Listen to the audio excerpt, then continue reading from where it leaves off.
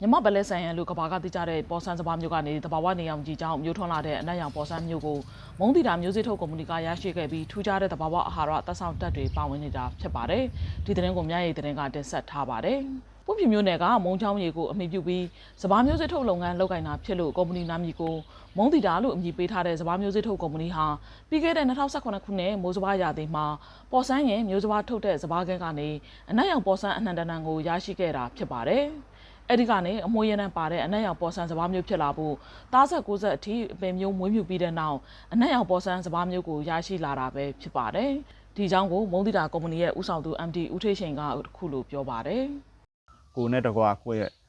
လုတ်ဖို့ကိုင်းပဲလည်းဖြစ်တယ်ပေါ့နော်။ကိုရဲ့တပည့်လည်းဖြစ်တယ်ပေါ့ဒါကြုံမှုခိုင်လို့လည်းစိုက်ပျိုးဖွေးရလည်းဖြစ်တော့ဒါအနက်ရောင်ဆန်ကိုတော့အနက်ရောင်ပေါ်ဆန်းကိုတော့ဒီလိုပဲဝိုင်းဝန်းပြီးကြိုးစားခဲ့တာပေါ့။စားပိုင်းတော့တပည့်တွေကလည်းဘာကြီးလဲဆိုပြီးတော့စိတ်ဝင်စားတာတွေကြုံခဲ့ရတယ်။နောက်ပညာရှင်တချို့ကလည်းပဲဒါဟာတာမာပဲဒါကဘာလဲပေါ့။နဲ့ရောင်ပေါ်ဆန်းလို့ရေးလို့ဘာဆိုင်လဲဒါပေါ်ဆန်းမဟုတ်ဘူးဆိုလို့ပြောတာတွေလည်းခံခဲ့ရတာပေါ့နော်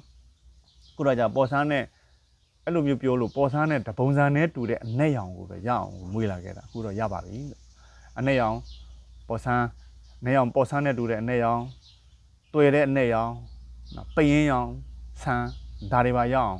လုပ်နေပါတယ်လို့ဒါလေးတွေကတော့ကိုရရှိလာတဲ့ဘဝမှာဒါမှတ်တိုင်လေးတွေမှတ်တမ်းလေးတွေခြံခဲ့တဲ့သဘောပါပဲစီးပွားပြစ်တော့မဖြစ်ပါဘူးစီးပွားပြစ်ခွင့်ချေတီမဖြစ်ပါဘူးကိုကြားစိတ် research လုပ်တယ်ဆိုတာဟိုတကယ်သူတည်တာလုပ်နေတဲ့ဆရာတွေပူတိပါတယ်ဘယ်လောက်ထိအောင်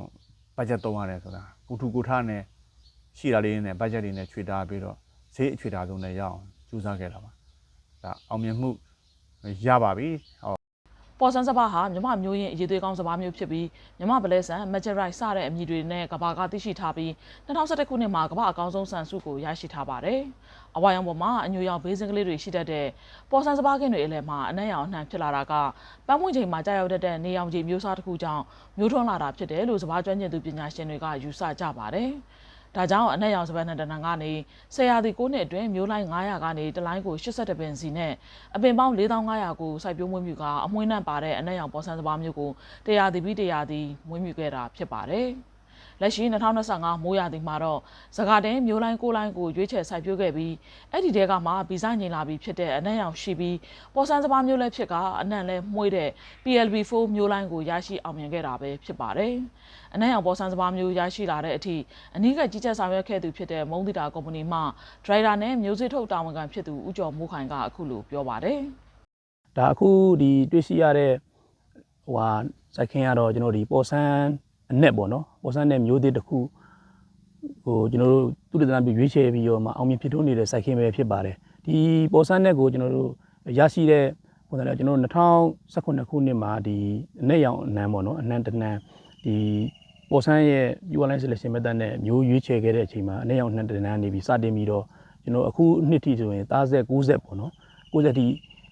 ရောက်ပြီးတော့မှဒီမျိုးအသစ်တစ်ခုရရှိခဲ့ပြီလို့ကျွန်တော်ပြောကြားလိုပါတယ်ခင်ဗျာနောက်တစ်ခုကရွေးချယ်ရတဲ့ကျွန်တော်တို့ရဲ့ရည်ရွယ်ချက်တွေကတော့ဒီပေါ်ဆန်းနဲ့တူရမယ်နောက်အတွင်းသားနဲ့ရမယ်နောက်ပေါ်ဆန်းအနံ့ပါမယ်အဲဒီအခုလက်ရှိတွေ့ရှိနေတဲ့အခင်းအဆိုရင်လည်းဒီကျွန်တော်တို့ရည်ရွယ်ထားတဲ့ရည်ရွယ်ချက်တွေနဲ့ကိုက်ညီနေတဲ့အခင်းတစ်ခုဖြစ်တယ်လို့ပြောကြားစီပါတယ်ခင်ဗျာ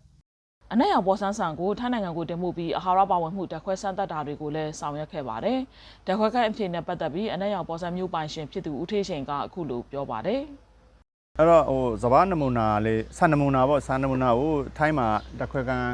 းမှာပို့ပြီးတော့ဓာတ်ခွဲကြည့်တဲ့ခါကျတော့သူက fiber content တော်တော်များတယ် fiber content များတဲ့ခါကျတော့ fiber မှာမှသူက soluble fiber ပေါ့နော်ပျော်ဝင်လွယ်တဲ့ fiber ဖြစ်တော့ကျန်းမာရေးအတွက်အတော်ကောင်းတယ်ဆိုတာသူတို့ recommend ပေးတယ်နောက်တစ်ခုကကျတော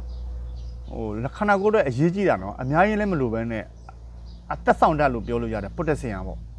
potassium အရန်ကျွယ်ဝတယ်ဆရာရဆန်တယ်မှာ potassium အရန်ကျွယ်ဝတယ်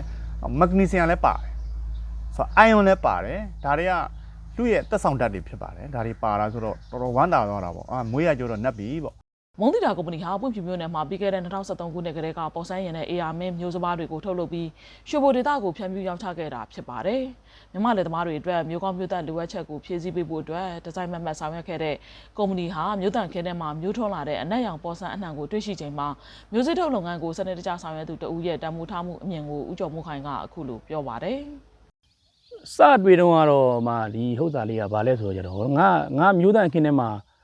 ဘာလို့ဒီဖောက်နှံပါလာတာလဲပေါ့ပါလာတာလဲပေါ့ဆိုကြတော့တိတ်တော့ဟိုစိတ်ထဲမှာတော့တိတ်ဘဝင်မကြောက်ဘူးဘာလို့ကြတော့ကျွန်တော်တို့ကဒီမျိုးအရေးသွေးနဲ့တွားပြီးတော့တောင်သူလက်ဝယ်ကိုဖြန့်ရတာဟုတ်ကျွန်တော်ဒါကြီးကဘာလို့အနှစ်ရောင်ကြီးက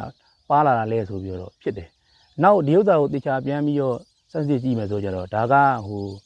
ပြောရင်တန်ဖိုးမဖြတ်နိုင်တဲ့ဟိုရတနာတစ်ပါးလို့တော့ကျွန်တော်ပြန်မှတ်ယူရတာပေါ့ဘာလို့အတွင်းသားကလည်းကျွန်တော်တို့ကအနဲ့ဖြစ်နေတာဟုတ်အဲ့တော့ကြတော့ဘာပဲပြောကျွန်တော်တို့အတွက်ကတော့ဒါဖျားပေးတဲ့စုလို့ပဲကျွန်တော်ကတော့သတ်မှတ်ပါတယ်အဲ့အတွက်လည်းကျွန်တော်အမြတ်တနိုးတန်ဖိုးထားပြီးတော့လည်းဒီရွေးချယ်ခဲ့တယ်ပေါ့နော်သူ့ရဲ့ရွေးချက်တွေဟွာတွေမပြောက်ပြအောင်နောက်တစ်ခုကကျွန်တော်တို့အတွက်တန်ဖိုးထားသလိုပဲနိုင်ငံတော်အတွက်ကောဒီအကုန်လုံးပေါ့နော်အတွက်ကိုလည်းတန်ဖိုးရှိတဲ့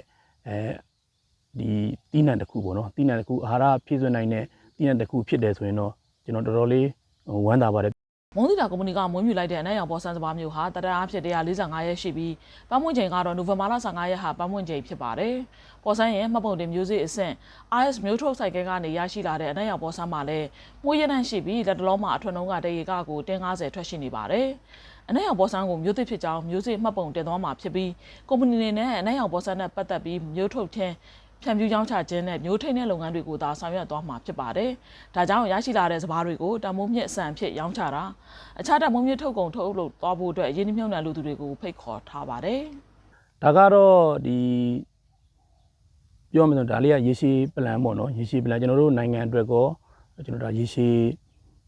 ဆောင်ရွက်ရမယ့်ဟွာလေးပလန်လေးလို့ကျွန်တော်ယူဆပါတယ်။ဘာကြောင့်လဲဆိုတော့ဒီကျန်းမာရေးအရာဒီအနှစ်ရောင်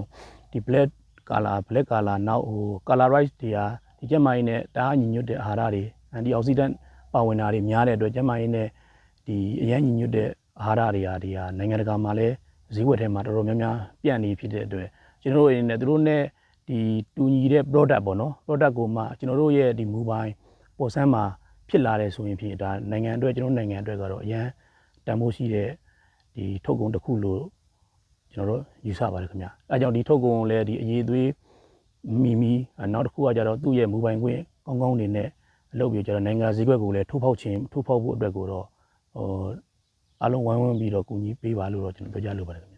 အနက်ရောင်ဆန်ဟာပြည်တွင်းကျန်းမာရေးအလေးထားသူတွေကြားမှာဈေးကွက်တစ်ခုဖြစ်ရှိနေပြီးအရင်ကထိုင်းနိုင်ငံကတင်သွင်းလာတဲ့ပေါ်ဆန်းမဟုတ်တဲ့အနက်ရောင်ဆန်တွေကိုဝယ်ယူစားသုံးကြတာရှိတယ်လို့အခြားအနက်ရောင်စပါးမျိုးကိုတင်သွင်းလာပြီးစိုက်ပျိုးထုတ်လုပ်ကြတာလည်းရှိပါတယ်။ပွင့်ဖြူမျိုးနဲ့မုံတီတာစပါးမျိုးစေ့ထုတ်ကုမ္ပဏီကထုတ်လုပ်လိုက်တဲ့အနက်ရောင်ပေါ်ဆန်းမျိုးကတော့ကမ္ဘာမှာရောမြန်မာမြေပေါ်မှာပါပထမဆုံးထွက်ရှိလာတဲ့ထူးခြားတန်ဖိုးရှိတဲ့စပါးမျိုးပဲဖြစ်ပါတယ်။